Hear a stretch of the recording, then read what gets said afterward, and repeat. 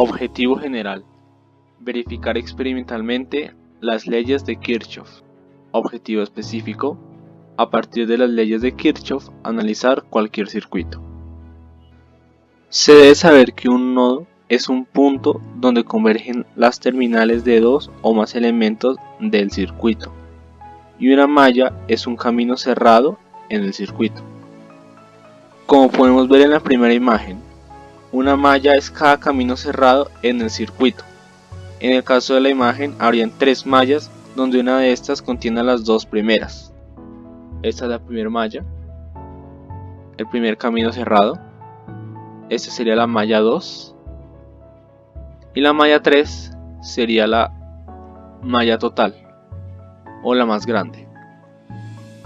En la segunda imagen, el nodo está conformado por la unión de las terminales de tres resistencias diferentes que convergen en un mismo punto. Eso es un nodo. Las leyes de Kirchhoff se dividen en dos. La primera es la ley de nodos, que establece que la corriente entrante a un nodo es igual a la suma de las corrientes salientes. Del mismo modo, se puede generalizar diciendo que la suma de las corrientes entrantes a un nodo son iguales a la suma de las corrientes salientes.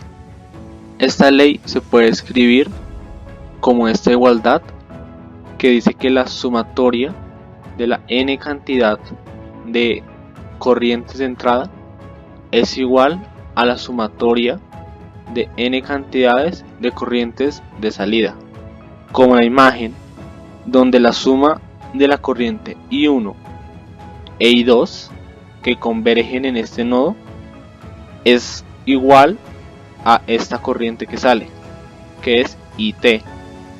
Por eso se establece esta ecuación que dice que IT es igual a la suma de I1 más I2. La segunda ley de Kirchhoff, la ley de voltajes, establece que en un circuito cerrado, la suma de las tensiones de una fuente de voltaje que se encuentran al recorrerlo siempre serán iguales a la suma de las caídas de tensión existentes sobre los resistores. Aquí tengo un ejemplo de un circuito cerrado con una fuente de voltaje de 5 voltios y dos resistencias, una de 2 ohmios y otra de 3 ohmios. Después de hallar la corriente, que es un amperio, se halló el voltaje en cada resistencia, que sería 2 voltios y 3 voltios. Con la ley de voltajes también se puede establecer una ecuación que sería menos 5 más 2 más 3 igual a 0, que proviene de tomar el valor y signo de los voltajes en cada punto del circuito. El signo se escoge dependiendo del sentido en que entre la corriente a ese punto. Entonces, si seguimos la corriente, tendríamos que menos 5 más 2 más 3 tiene que ser igual a 0. Al operar esto, nos da 0, confirmando la ley de voltajes de Kirchhoff. Teniendo como base el circuito que se ve en pantalla, con tres resistencias de valores diferentes escogidas a criterio propio por cada grupo y con dos fuentes de voltaje de 12 y 6 voltios, primero se calcula teóricamente y aplicando las leyes de Kirchhoff el valor de las corrientes y de las caídas de tensión en cada resistencia. Posteriormente, haciendo uso del multímetro y teniendo los resultados teóricos del análisis del circuito, comprobamos si los valores que se obtienen del montaje experimental corresponden a los resultados obtenidos en la teoría. Visualizamos el siguiente montaje realizado en el laboratorio. Vamos a encontrar cada una de las corrientes según las mallas. En la primera visualizamos este signo negativo de acá, porque es, básicamente se toma el primer signo de la fuente en el caso de la resistencia R1, igual para R2, en el caso ya de aquí estos otra vez 2000 ohmios. ¿Por qué se le van a sumar? Porque este R2 es compartido tanto de la malla 1 como de la malla 2. Lo planteamos, realizamos el despeje, corriente 1 y demás, Y en el mismo caso de la segunda malla, podemos visualizar que tanto la resistencia R2 se suma y se resta porque es compartida. Ya en este caso vamos a encontrar, despejar primero la corriente 1. Sumamos, restamos, en este caso vamos a hacerlo por eliminación, por eso multiplicamos arriba y abajo. Términos iguales se eliminan, en este caso estos dos, se van a eliminar estos dos y podemos despejar fácilmente I1.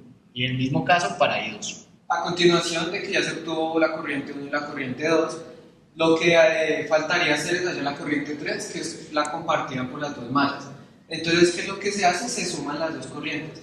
Pero aquí, como esta corriente dio negativa, quiere decir que va en sentido contrario.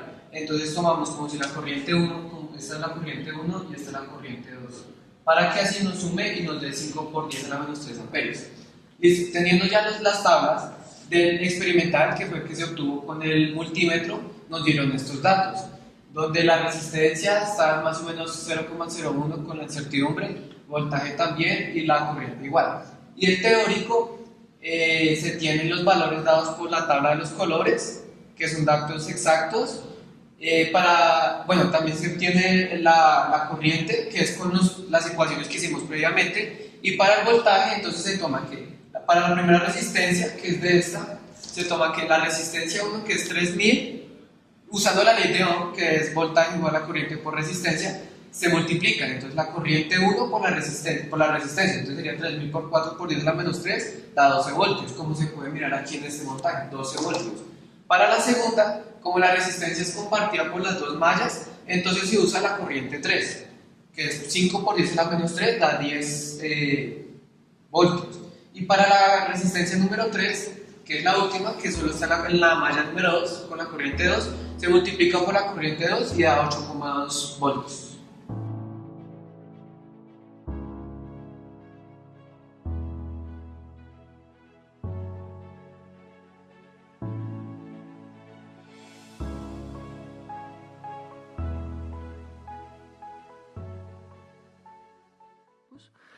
Estos cuatro grupos tomaron valores experimentales con el multímetro y valores teóricos con las leyes de Kirchhoff. Entonces tenemos datos del grupo número 1, datos del grupo número 2, datos del grupo número 3 y finalmente datos del grupo número 4.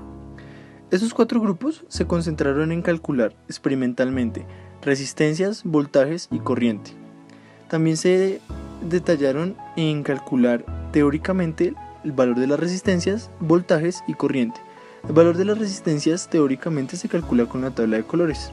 Los voltajes y las corrientes las hallamos con las leyes de Kirchhoff teniendo unos datos iniciales. Entonces, para cada voltaje en cada resistencia fue calculado también por multímetro.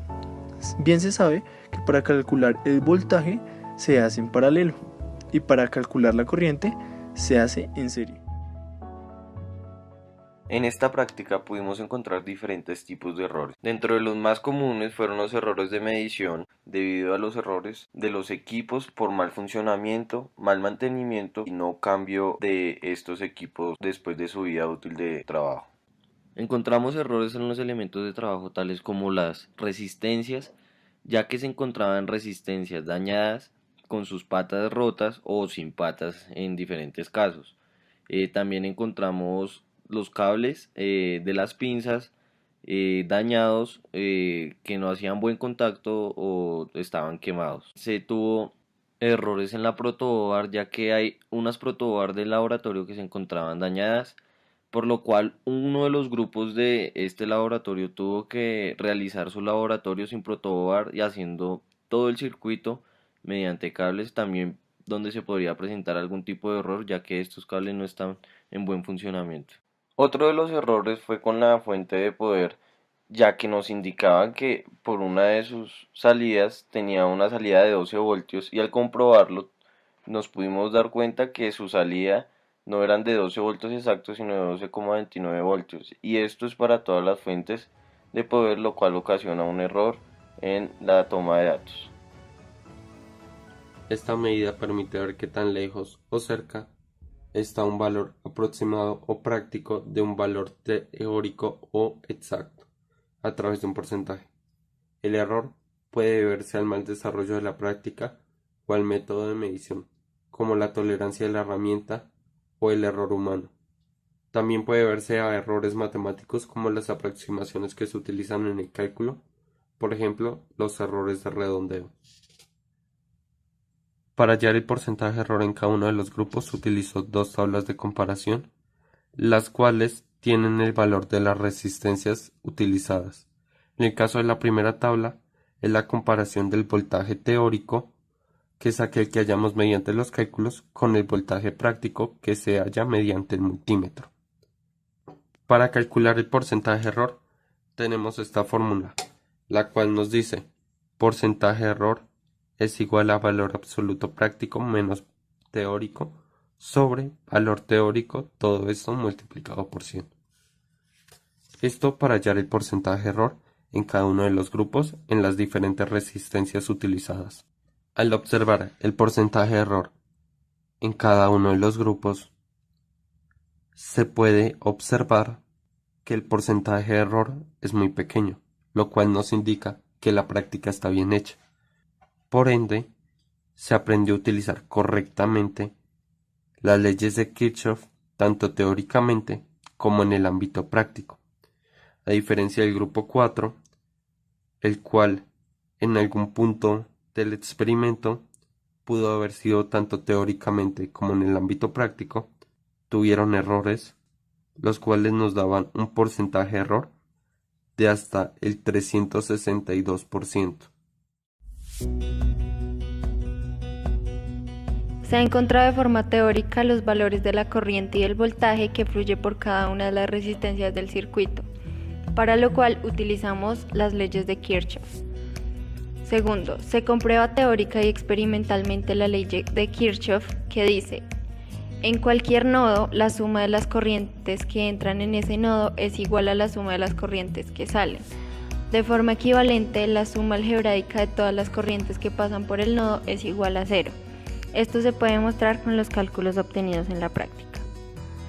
Tercero, valores arrojados de error porcentual de medición del teórico con respecto al experimental dependen del instrumento, resistencia interna, precisión de medición, al igual que el cambio de propiedad de la resistencia por el paso de la corriente, calentamiento. Se tienen valores de error no tan altos y se puede concluir que la práctica tuvo un desarrollo exitoso.